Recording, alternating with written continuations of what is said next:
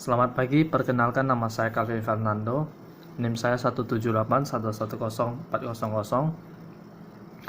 Pada pagi hari ini saya akan menunjukkan hasil forum saya dari pertemuan 2 sampai pertemuan 12, di mana sebelum itu saya meminta maaf untuk pertemuan 2 dan pertemuan ketiga.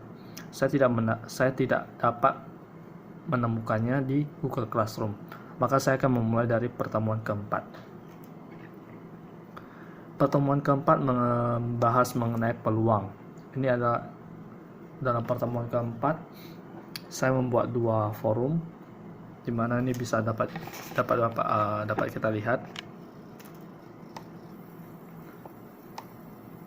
Untuk pertemuan kelima terdapat dua forum.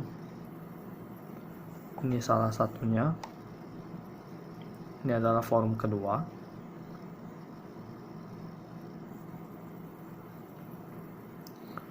Untuk pertemuan ke-6 membahas mengenai uji validitas, di mana hasil forum saya menunjukkan data valid sebesar 0,425 lebih besar dari 0,300. Ini adalah forum kedua, di mana ini juga mengenai uji validitas. Kita lanjut ke pertemuan ke-7. Untuk forum 1 dan forum 2 nya saya gabung. Ini adalah satu contohnya juga uji validitas. Untuk pertemuan ke-8 membahas mengenai analisis regresi sederhana. Ini adalah contoh di mana saya mendapatkan hasil persamaan di atas, bahwa menunjukkan Y sama dengan 35,0,0158 yang menunjukkan nilai rata-rata bertambah 45,413. Ini adalah forum kedua, juga mengenai regresi linear sederhana. Contoh ini menunjukkan contoh pengguna Facebook di mana ads menunjukkan durasi atau hari, Y menunjukkan jumlah like atau feed, Y menunjukkan jumlah like feed tersebut. Kita akan lanjut ke pertemuan ke-9. Pertemuan ke-9 membahas mengenai uji normalitas Kolmogorov-Smirnov. Pada forum ini saya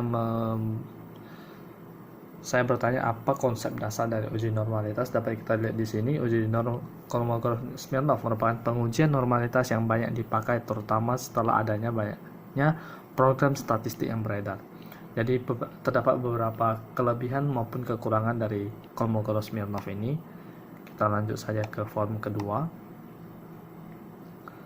Forum kedua ini juga mengenai mean median rata-rata.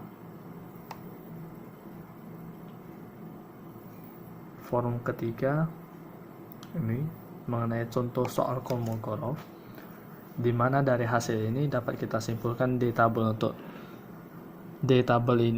maksimum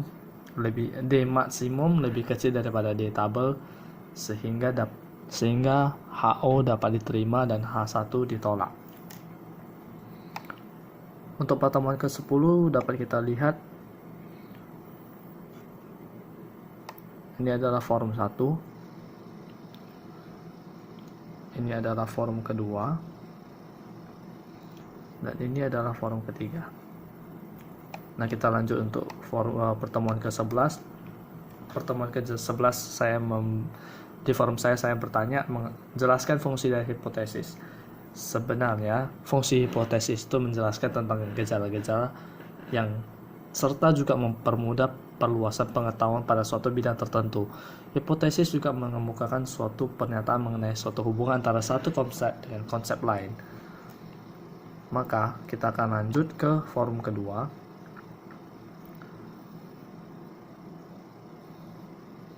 Dan ini forum ketiga.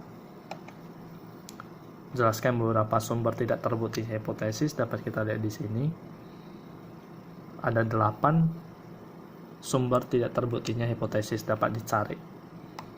Ini adalah pertemuan ke-12. Langkah-langkah pengujian hipotesis deskriptif. Yang pertama itu menghitung rata-rata, kedua menghitung kesimpangan baku, menghitung harga T hitung, melihat harga tabel T tabel, menggambarkan kurva lonceng, keenam meletakkan kedudukan T hitung dan T tabel dalam kurva yang telah dibuat, ketujuh membuat keputusan pengujian hipotesis. Untuk forum kedua, menjelaskan macam-macam hipotesis dalam penelitian, dapat kita lihat di sini.